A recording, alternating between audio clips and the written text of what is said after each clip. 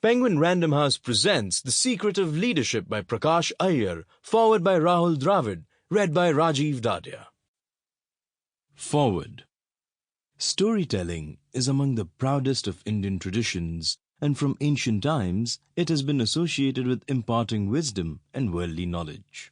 When you read the Panchatantra tales as a child, it was impossible to miss the moral underlying each story. And the Mahabharata, the grandest, the most complex and multi-layered of epics, wasn't merely a masterpiece of storytelling. It was and remains a discourse on life and living. The beauty of stories is that they teach without ever appearing to do so. Most of our early worldview and our moral compass have been shaped through the stories we heard in the laps of our mothers and grandmothers without us ever realizing it.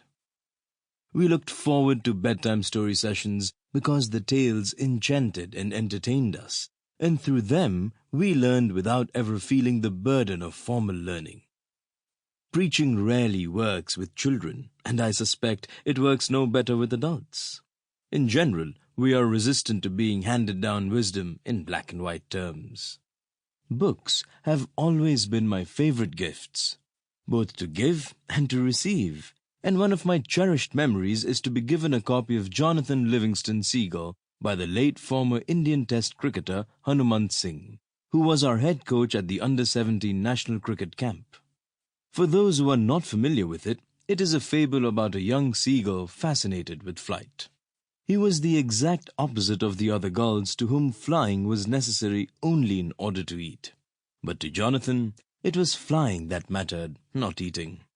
It was the nuances of flying that obsessed him, and while his friends and relatives spent their time searching for scraps of food, Jonathan practiced flying, sometimes putting his life at risk in the pursuit of excellence.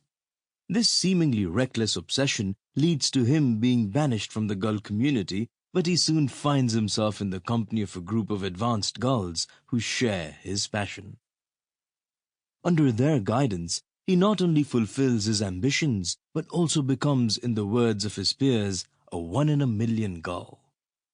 It was as much a story about seeking perfection as about tenacity and staying true to the calling of the heart. The book was slim and easy to read, and for an impressionable 16-year-old, it was a stirring and hugely motivating story. I realize now that Mr. Singh was perhaps trying to convey a message to me without giving me a lecture which I might not have been keen on. It worked, and I was reminded of this many years later while reading Prakash Iyer's first book, The Habit of Winning. I was primarily drawn to it because sports was a running theme in it, and because I had been a first-hand witness to some of the stories he had narrated. It was apparent that he was a huge sports fan, but what I found thoroughly absorbing and illuminating was the manner in which he had dipped into the inspirational sports stories and turned them into valuable lessons in corporate life. The Secret of Leadership is a natural and delightful sequel. Prakash has spent many years in leadership roles in some of India's best corporate houses, and if his books are any indication, I can imagine him to be an affectionate mentor and guide to his colleagues. The new book draws relatively less from sports, but it has the same qualities that I found attractive in the first book: startling simplicity, lucid and easy-to-read prose, and the warmth and intimacy of the narrator. The real strength of the book is that the message becomes apparent even while you're reading the stories, and you end up telling yourself, "Hey, I knew this." But often we are blind to the most obvious things and need to be guided to the knowledge we might already possess. Prakash does it expertly and gently. It is apparent he has researched extensively for his stories and used the wealth of his personal experience, but he fuses these seamlessly to give his books an allegorical quality. Both my children enjoy listening to stories, and my wife likes reading to them and sharing with them the tales that we have heard from our parents. As they grow older, I'm looking forward to adding Prakash's books to the reading list. This is a book that can inspire and motivate even as it entertains. Rahul Dravid. Introduction. Climbing Your Mountain. At 29,029 feet above mean sea level, Mount Everest is not only the highest peak in the world, it is also the ultimate symbol of challenge and achievement. To have to climb Mount Everest is to have a seemingly impossible task on your hands. And to be atop the Everest is to experience that unique top-of-the-world feeling. Everyone knows that the first people to climb Mount Everest were Sir Edmund Hillary and Sherpa Tenzing Norgay. But not everyone knows that it wasn't their first shot at scaling the world's highest peak. The story goes that after a failed attempt some years earlier, Hillary found himself back at the base camp, wondering if he'd ever make it to the top.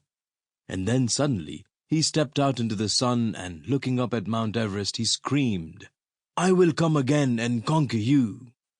Because as a mountain, you can't grow, but as a human, I can. Maybe Hillary wasn't really screaming at Mount Everest. Perhaps he was just sending out a message to the world at large.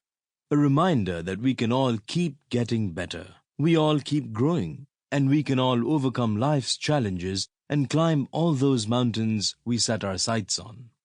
The book you now hold in your hands is born out of that belief. We can all become better. We can all grow. There's a leader inside each of us, waiting to be unleashed, waiting to climb that mountain. Leadership is not just about the head of the organization or the captain of the team. It's about you and me and all of us. Everyone is a leader. It just so happens that some people lead teams and some lead companies or countries. But we all lead a life, our own. And make no mistake, how good that life is depends on the leader, on you. There is greatness inside each of us. All you need to do is reach for it and unleash it. The Secret of Leadership is a collection of stories in 4 sections. We first take a look at the leader within and draw simple lessons on the making of a leader. We then take a peek into the leader's mindset, how they think, what they believe. In section 3, we look at what ordinary people do to rise to their full potential and achieve extraordinary things. What they do, and the way they do it.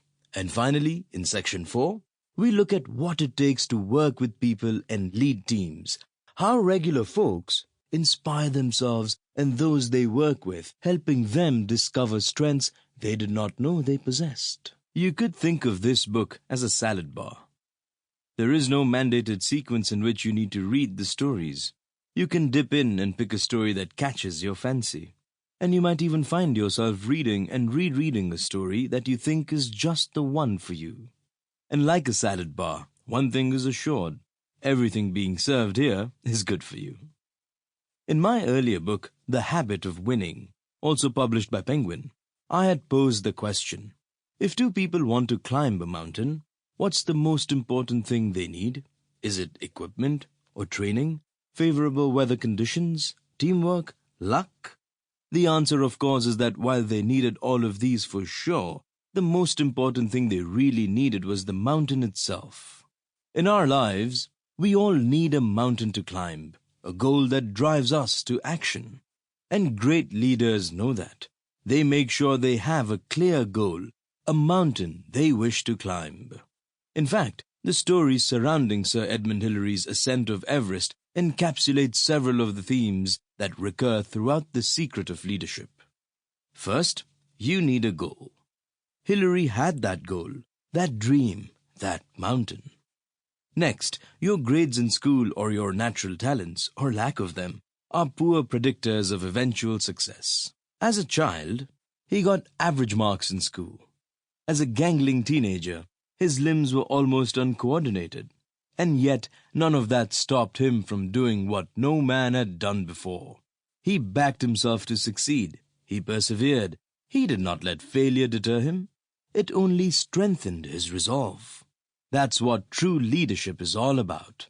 Like he said, you don't really conquer a mountain. You only conquer yourself. Hillary recognized that no matter what the challenge, you can't get there alone. And so, he partnered with Sherpa Tenzing Norgay, who helped him achieve his goal. And that's not all.